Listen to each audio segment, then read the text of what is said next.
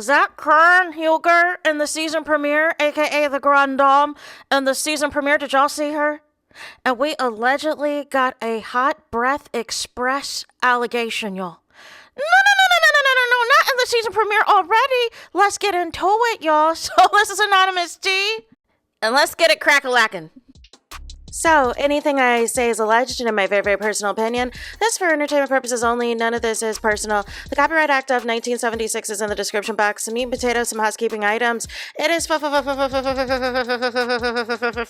to follow me. Free to follow me on this channel, Anonymous D. Free to follow me on my other channel, Anonymous D Podcast. There is new content over there.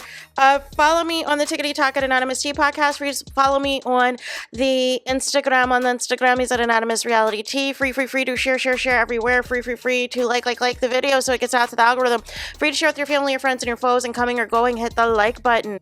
So today we are talking Real Housewives of Potomac Season 10, Episode 1, and I'm not gonna hold y'all, I actually was thoroughly entertained by the season premiere. I think I was entertained because I felt like the drama was not dark. The drama was not nasty.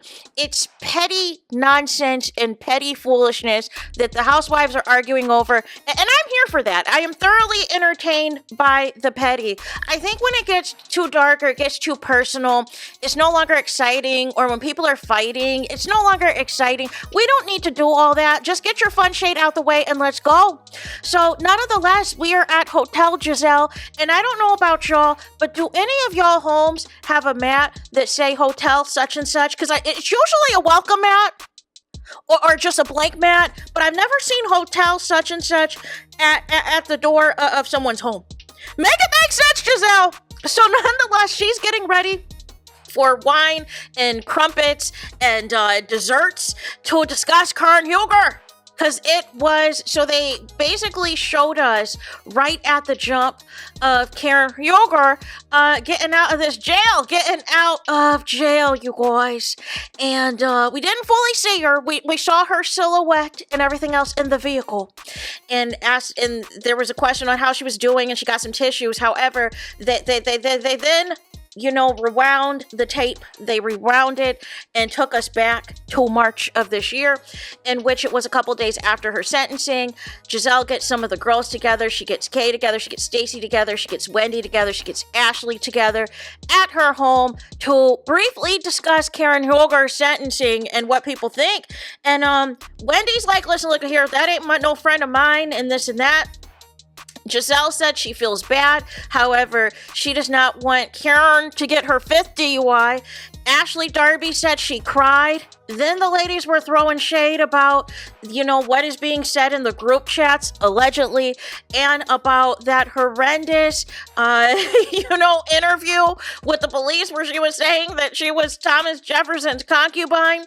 And it seemed like the ladies were willing to drag that out a little bit longer had Ashley not stepped in. Now listen, I understand Ashley gets on the nerves, and there have been some things that have just been deplorable and things that Ashley has done over the seasons. However, I do like when Ashley, from a housewife perspective, knows how to pivot the conversation. Knows that if something is about to get drawn out, if they're about to draw out this Kern Huger thing, which is what Ashley and Giselle didn't want, especially with her not being on the show, they were able to quickly pivot and say, you know what, we'll leave that key to us because we're the OGs. We know Karen like that, but y'all not allowed. So we're going to pivot the conversation. And speaking of Thomas Jefferson, speaking of TJ initials, Stacey, let's talk about you and that scam with TJ.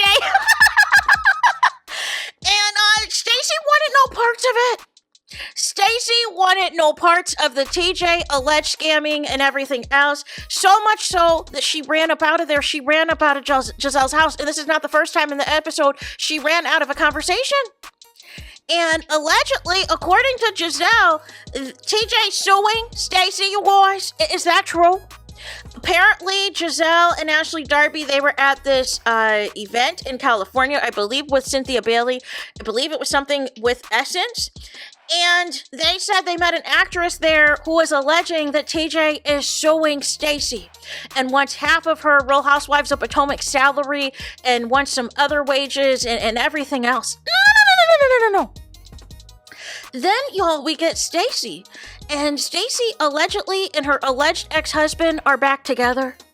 But I say alleged ex-husband because according to Ashley in the episode, there is no paperwork that says for sure that they ever even got a divorce to begin with. So was this all a scheme? Was this all a fake storyline to begin with? Make it make sense. It's giving Robin Dixon storyline with the, I'm not with my husband anymore, but now we're going to get back together and everything else, and we're going to co-parent the kids. Except for, in this instance, the difference is, allegedly, there was no divorce to begin with. Make it make sense. It wasn't just the case your husband just didn't want to be on the show. Like, it's just weird, man. So Stacey's on a date with her husband, and she's talking about how they got back together over the holidays to, for the sake of their daughter. And she's talking about now that, like, the spark is back and that he sent her an Evite for dates instead.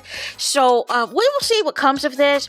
We also saw Kay. So Kay and her mom are like twingel, and she has a new condo. She has a new place. She spoke about Greg and the issue she had with him last season. However, she did say after 3 months of living in this new condo, now all of a sudden Greg wants her back.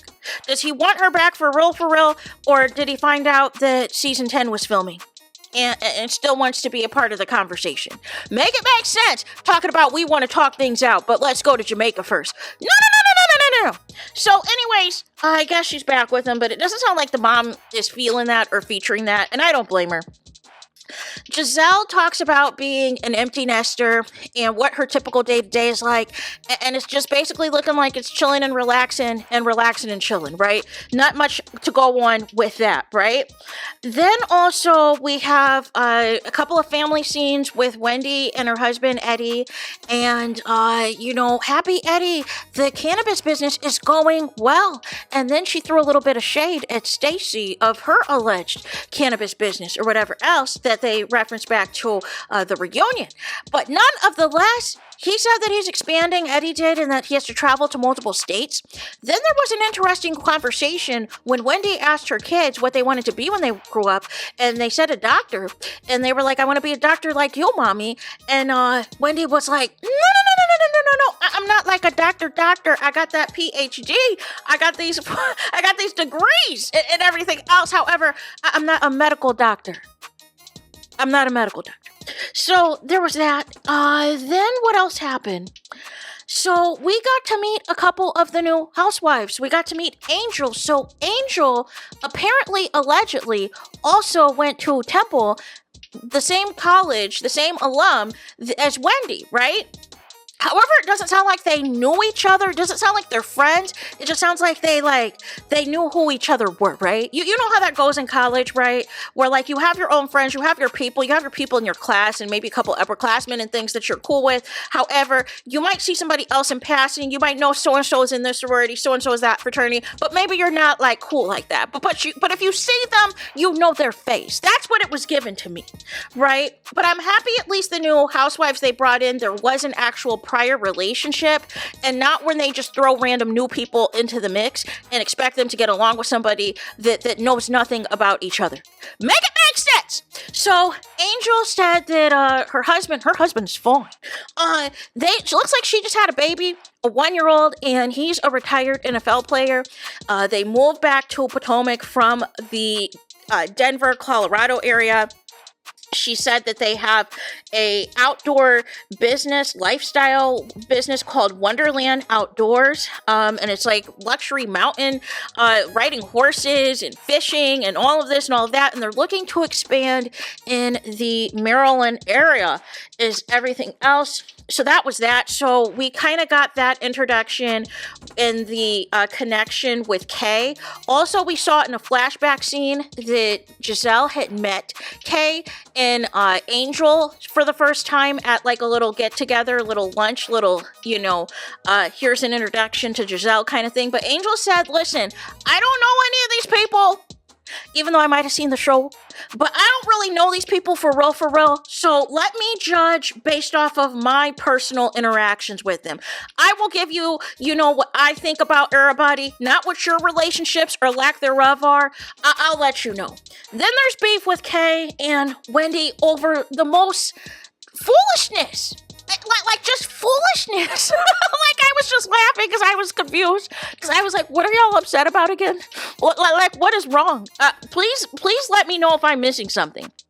So we also get to meet the other new housewife, Tia, who is a high-end realtor who is being brought in by Giselle. Giselle said that they bonded because they both have twins and everything else. And she is from, she said that she has, she's got a British accent. And she said that she is, a princess. She is from a Nigerian royal family and everything else. And she said she's always been rich, growing up with Rolls Royces and everything else and all of the things. Then we gotta get to Ashley, y'all.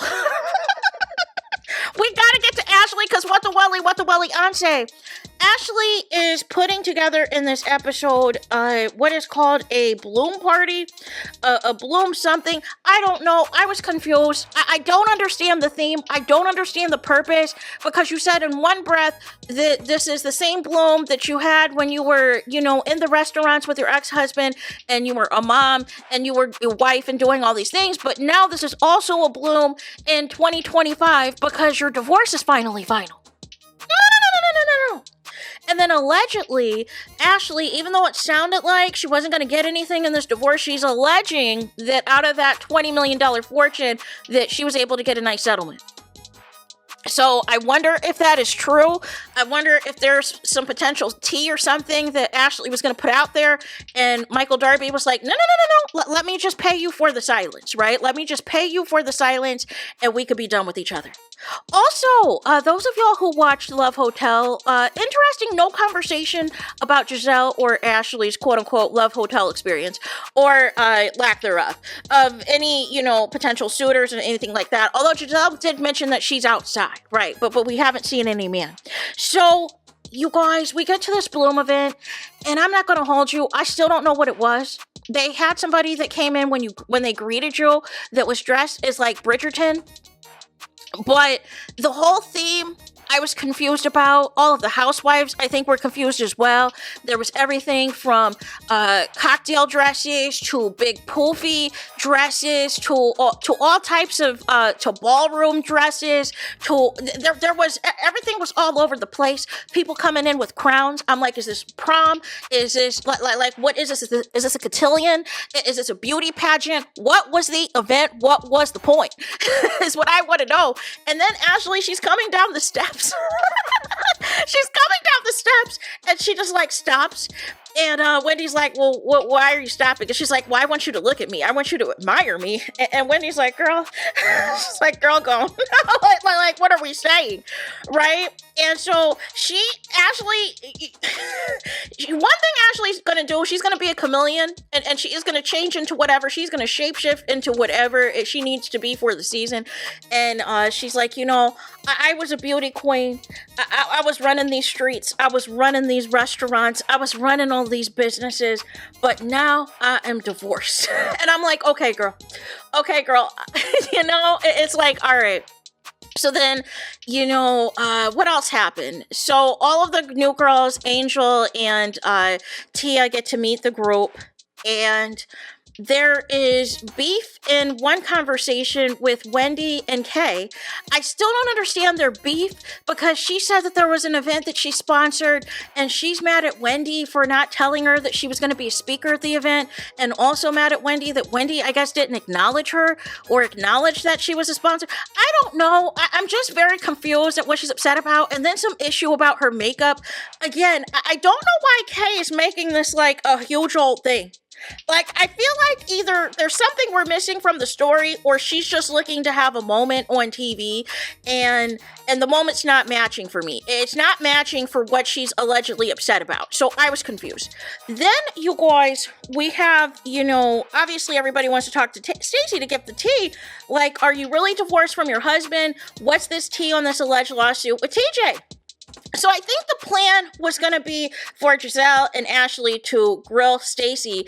And Stacey was like, nah, y'all like tag team back again. And I started, I did have a chuckle at that. I also had a chuckle at the shade that, you know, Stacey said in her confessionals about Ashley, like, why are you Googling me on whether or not my divorce is final when you need to be Googling some vocal coaches? And they showed the articles about Ashley singing and how she was doing Killing Me Softly and everything else. And they put up one of the comments that you need to be locked up in the jail cell next to Karen Huger. That was funny. Now, it ended up being just a Stacey and Ashley one-off, and I have a feeling that they are just going to be going back and forth all season long, because Ashley's like, I'm just tired of your lies. I'm just sick and tired of your lies, and da-da-da-da-da. And Stacey's like, well, you shouldn't be concerned. And it's like, you're always trying to start drama. You're always instigating this and da-da-da-da-da-da-da. And Ashley's like, why don't you take your size 11 shoes and just gallop up out of here? Are you really divorced or not? I want to know. And she's like, why does it matter to you? At least I didn't take 10 years to get my divorce done and da-da-da-da-da. And then after Stacey leaves, y'all, why is everybody going in on Stacey's breath? And this is not the first time. Ashley had mentioned it earlier in the episode when Stacey had walked off prior and saying that her breath is a little bit tart. And then production's messy because they're adding in grumbling sounds, like it might be a GI related issue or something else, or she might be gassy. Like, it was just very bad. It was very bad. And I just need to know from the Potomac housewives, is Stacey's breath really hot breath express, or are y'all just saying that just to say that? Like, I need to find out the tea. And the thing is, too, y'all saying all of this, but why won't y'all just pull the girl aside? Pull the girl aside, give her some Tic Tacs, give her some gum, give her some breath mints, give her something, let her know why are y'all going to continue to engage and then laugh about her breath and everything else? Like, who wants to go back and forth like that? Pull her aside and let her know. So now some people on the internet are upset and are calling these people mean girls, y'all. But my thing is, why not just pull her aside? Y'all got to film these shows for what? Anywhere from 3 to 6 months, depending. Like, why not just tell her right off the rip? Like, listen, I think your breath was humming. I got some Tic Tacs for you. I got some icebreakers for you. I got some gum for you, or whatever else. Because y'all know y'all got to work with her. That's usually what the case is. Usually somebody pulls somebody aside, right? Instead of it being a running joke. So, nonetheless, that was the season premiere. It sounds like it is setting up to be a good season. It sounds like they're going to be moving without a hitch. It seems like Karen will be incorporated into the show, even though physically not being on the show. But, I mean, that's really it. That's all I got for this video. So, let me know y'all thoughts in the comments. What did y'all tune into the premiere? Do y'all think it's going to be a good season? What did you think of the new girls, Angel and Tia? What do you think of Kay's beef with Wendy, if we even want to call it that, because I'm just as confused as Wendy. I didn't know what the beef was. What do you think of Ashley versus Stacey? What do you think of Stacey allegedly not really being divorced and allegedly this lawsuit with TJ? Please let me know y'all thoughts in the comments. We are at the end of the video, so that is it. That is all. That is final. That is finito. Es todos. It is the end of the line of this video. Let me know your thoughts in the comments. Please do not forget to like, comment, and subscribe. Hit the notification bell so you're notified the moment I post content on my channel. And with that being said, I'll talk to you guys again very soon.